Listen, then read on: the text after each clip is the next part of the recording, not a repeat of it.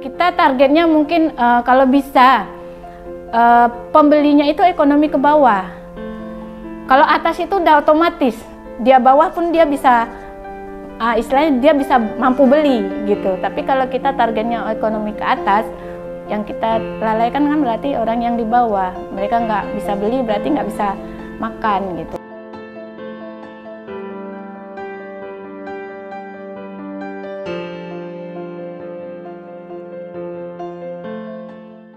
Assalamualaikum warahmatullahi wabarakatuh. Nama saya Ibu Ana. Usaha saya Epo-Epo, yang saya namakan Epo-Epo Ana.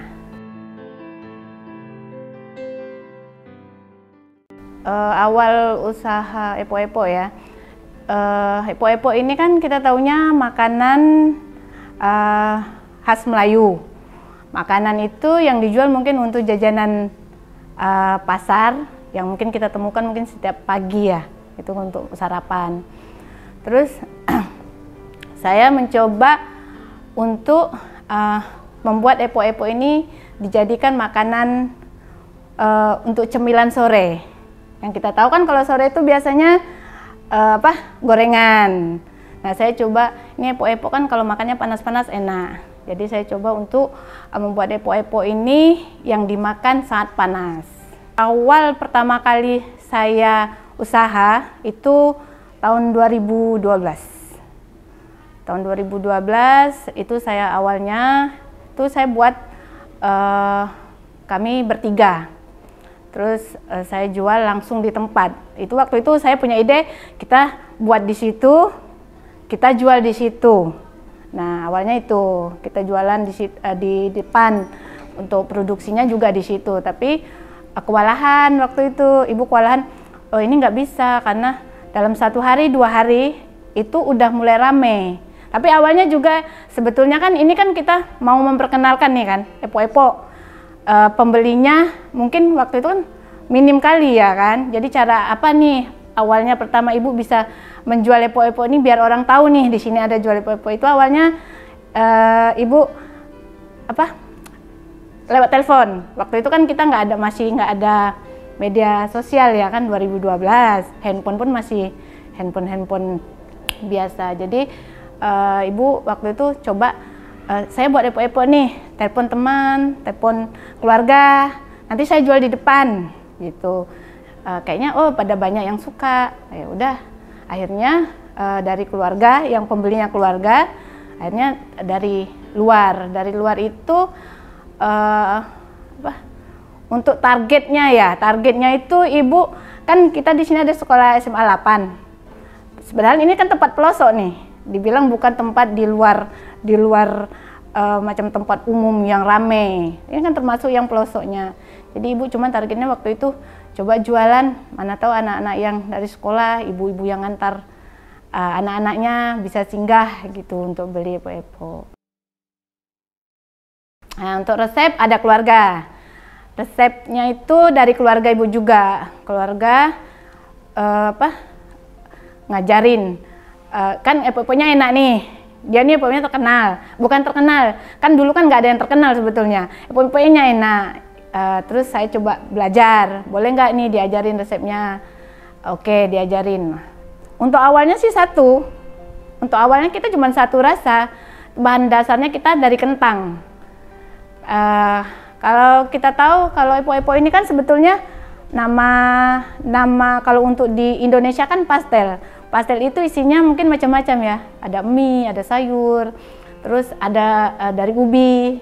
Tapi karena resep dari keluarga itu mereka dari kentang. Jadi kita buat dari kentang. Untuk varian rasa itu kita sendiri yang punya ide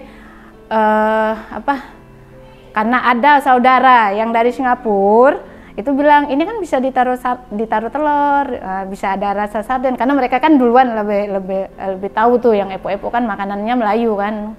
Nah, jadi ya coba dipakein telur, dipakein sarden. Terus satu lagi sebenarnya ada sayur, tapi karena bahannya beda, intinya itu pembuatannya harus pisah. Jadi saya nggak pakai, nggak saya tambah ke menu. Kalau harga awalnya kita seribuan Terus untuk telur sarden emang dari awalnya 1.250 itu awalnya, tapi sekarang dengan harga bahan bakunya agak tinggi, jadi kita putuskan untuk baru tahun ini lah itu harga telur sama sarden jadi 1.500. Kalau sekarang ini kita kan nggak bisa pastiin satu hari itu berapa, tergantung ya kan. Tapi untuk hari umum, hari biasa, bukan hari tanggal merah atau hari liburnya, itu kita bisa produksi 6.000 sampai 7.000 piece. Tapi kalau untuk hari liburnya kita bisa produksi 7 sampai 9.000 biji. Ada perbedaan. Untuk karyawannya sementara ini 24 karyawan dengan mereka beda-beda bagian. Ya kalau cerita kalau yang cerita sukanya pasti banyak ya kan. Karena nampak usahanya kan maju, pasti sukanya lebih banyak dari susahnya. Kalau yang pernah kejadian itu kita buang sampai 800 piece. Satu harinya itu kita buang sampai 800 piece itu karena karyawannya lupa taruh garam.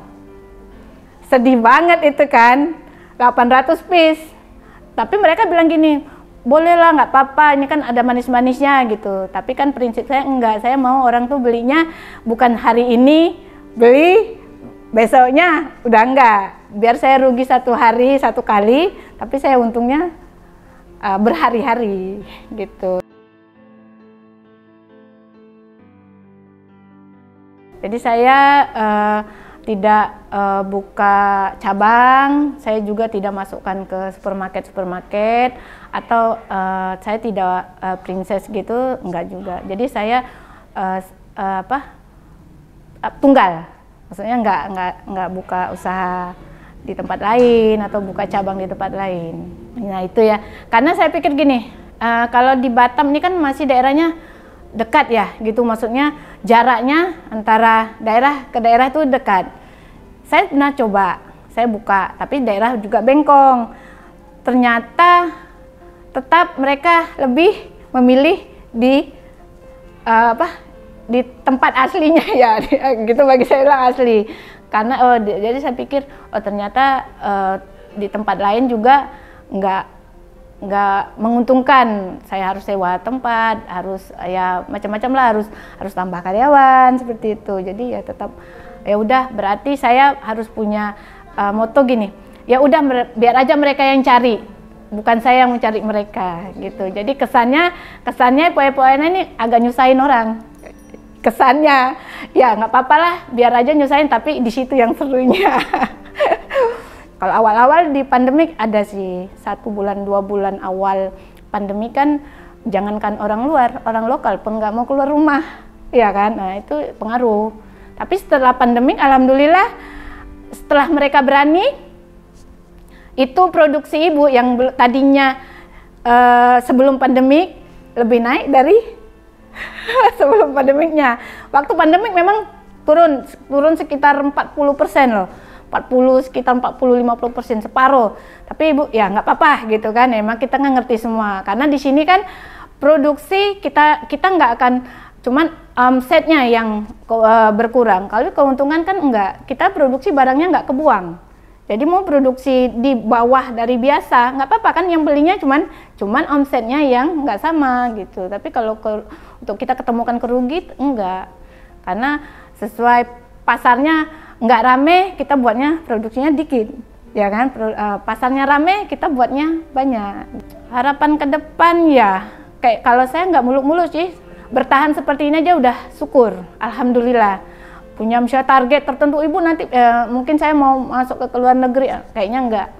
Karena pandemik ini itu mempelajari saya, berarti tidak perlu membuat satu produksi itu harus kita pasarkan ke luar negeri gitu. Ternyata lokal aja udah sangat menguntungkan gitu. Kan mungkin awalnya dulu mungkin saya pernah berpikir, oh ini bisa jadikan oleh-oleh khas Batam, berarti kan targetnya ke orang luar.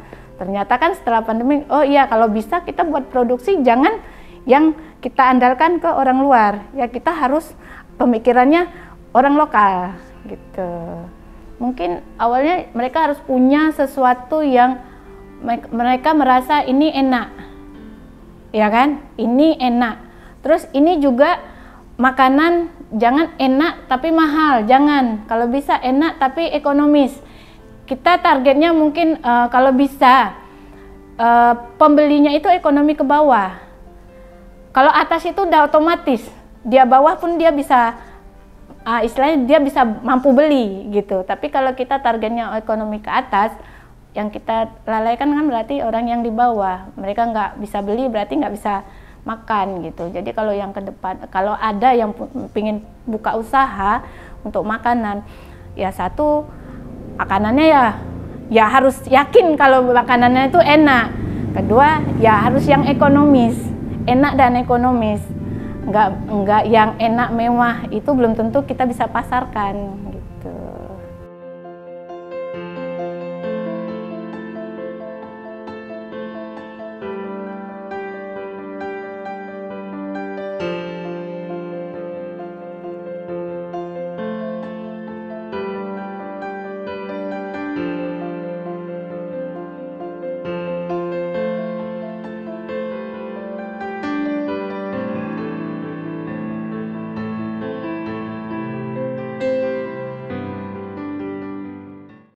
Terima kasih udah menonton di Segantang Lada. Jangan lupa like, comment, and subscribe.